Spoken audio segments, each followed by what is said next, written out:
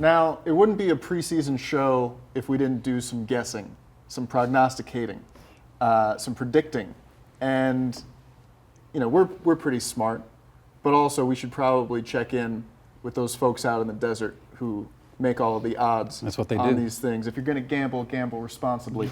But I know my guy Jeff Garcia has been keeping an eye on all of the odds out in Vegas. Yes, Jeff, I have. what's it looking like out there for our Spurs? Well, to quote the philosopher, Captain Han Solo, never tell me the odds. And that's exactly what the Spurs should be thinking about right now. We're looking at Vegas and their projections, their odds about the San Antonio Spurs. So they're out. Win totals are out. Play-in odds are out. The playoff odds are out. A little bit, we'll talk about Wemby and the Rookie of the Year odds. But yeah, the disrespect. But the good news is that the win total for the Spurs has increased. Brace yourself, everybody, by 1. 29.5 wins now is projected for the Spurs next season. I'm pretty sure those three guys over there are going to be betting the over. Also, the playoffs and the play-in. Well, the play-in, third worst in the West, plus 750. And those playoff odds, man, Vegas does have no respect for them. Plus 900 to make it, but a minus 1,800. So what does that basically mean? They don't really think the Spurs have a shot to do anything in the play-in, the in-season tournament, all that stuff. Just basically, there's nothing going on for the Spurs as well. So, but the big one that everybody keeps on talking about right now is that Rookie of the Year. Will that big, tall Frenchman, Victor Wembanyama, walk away with it? Yes, but it's going to be close. I believe Wemby is a plus 100. That's good, right?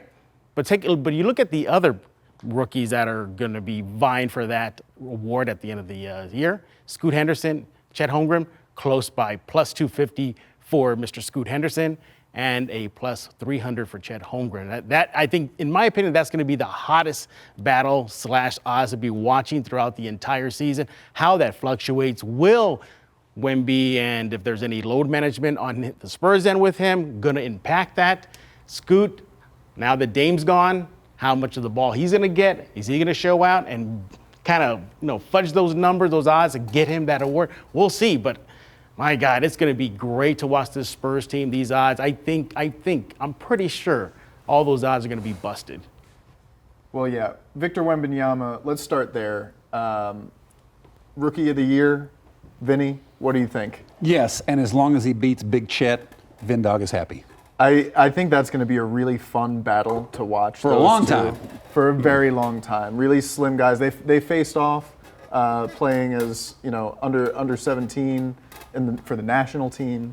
I think that's going to be a really fun matchup. And don't sleep on Scoot Henderson, man. I mean, he is one of those guys who last year going into the draft, before we knew that the Spurs had the top pick, I would have been so stoked having Scoot Henderson as a member of the Spurs.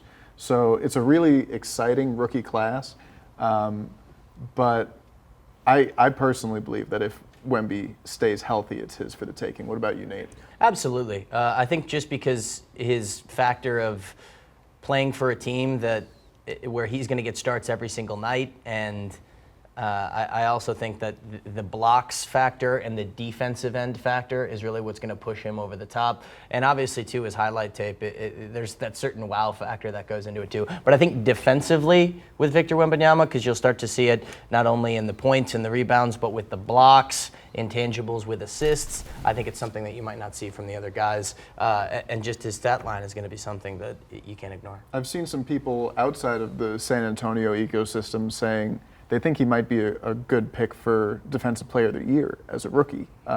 Certainly a chance at an all-defensive team, just because, like we've said, we just haven't seen a player with his size and skill.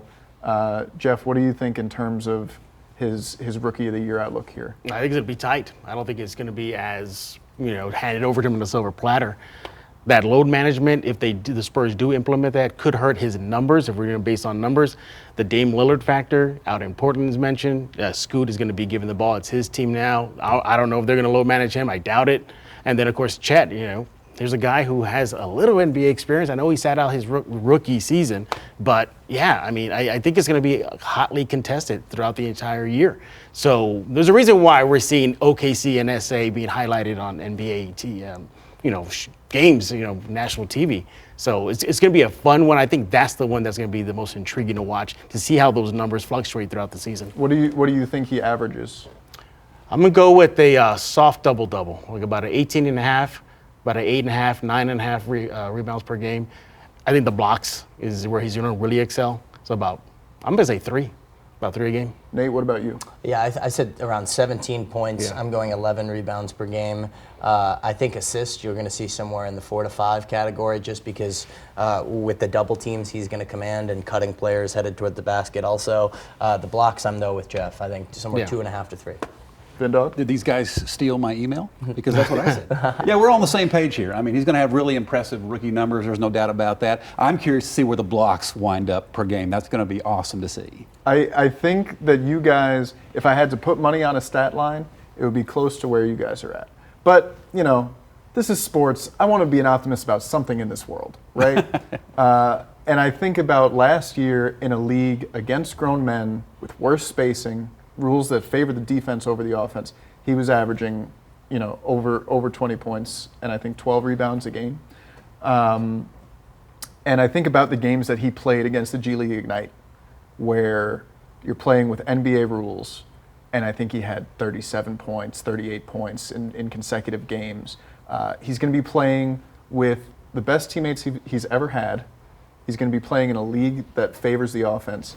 And he's going to be a matchup problem for basically everybody. There's not going to be a single I can't think of a single player in the league who matches up well with Victor Wembanyama. So I think it's possible that we see him put up 23, 24 a game and make a legitimate case for a run at All-Star. And that's one of my sneaky predictions, is I actually think he's got a good shot at that, even if it's just the Zaza Pachulia popular vote. Zaza did that with like 4 million people in Georgia. France has like 70 million people. And like you said, Nate, his highlight reel, his game is going to speak to people. He's going to make fans. So in my idealized world, that's where I think this season is going for him.